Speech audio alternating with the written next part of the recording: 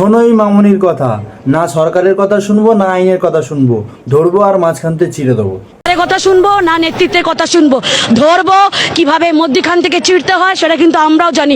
ভারতবর্ষে থাকতে হলে নাকি জয় শ্রীরাম বলতে হবে। ভারতে থাকলে জয় শ্রীরাম বলতে হবে। ভারতবর্ষের বাবার সম্পত্তি নাকি? দেশ থেকে জিহাদি আমাদের দেশ থেকে ককরোচ পার্টিদের হাঁটাতে হবে। তারা স্টুডেন্টের জন্য প্রোটেস্ট করছে, তারা নাকি চীনের দালাল, বাংলাদেশের দালাল, পাকিস্তানের দালাল।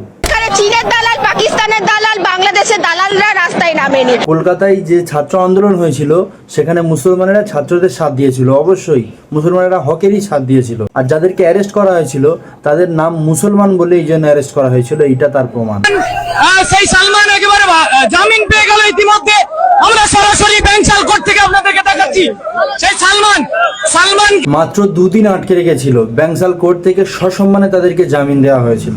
এই সালমানের নামে মিডিয়াগুলো মিথ্যাচার করেছিল, কিন্তু সেই সালমানকে আমরা ভিডিওর মধ্যে দেখেছি রাস্তায় পড়ে থাকা নোংরাগুলো সালমান গুড়িয়ে দিচ্ছিল।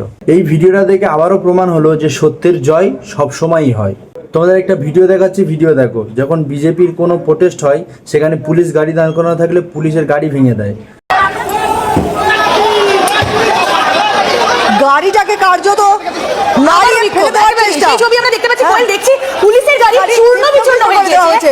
যেটুকু অংশ রয়েছে সেটুকু দফায় দফায় ভাঙার চেষ্টা হচ্ছে। তারা নিজেরাই পাথর ছোঁড়ে।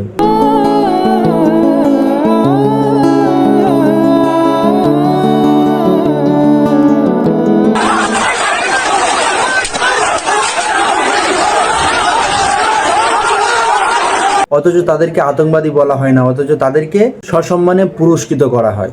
এটাই হলো বিজেপির চরিত্র। তবে একটা কথা না বললে নয়, পীরজাদা নওশাদ সিদ্দিকী কিন্তু এই ন্যায়ের পক্ষে ছিল। সালমান নামে যে ছেলেটিকে দেখানো হচ্ছে, দায়িত্ব নিয়ে বলছি এই তিনটে জিনিস আমাকে দেন। কোনো সাংবাদিক বলুক যে তাকে নিগ্রহ হয়েছিল থেকে, বা কোনো জায়গায় সাংবাদিক নিগ্রহ হচ্ছিল ও দাঁড়িয়ে থেকে মজা নিয়ে, বা তৃতীয় নম্বর কোনো উৎসাহমূলক বক্তব্য হচ্ছে, দায়িত্ব নিয়ে বলছি দেখাতে পারেন। আর চারটে নেতার মতো ইনি কিন্তু ঘরে বসে থাকে না, অন্যায় হলে অবশ্যই প্রতিবাদ করে।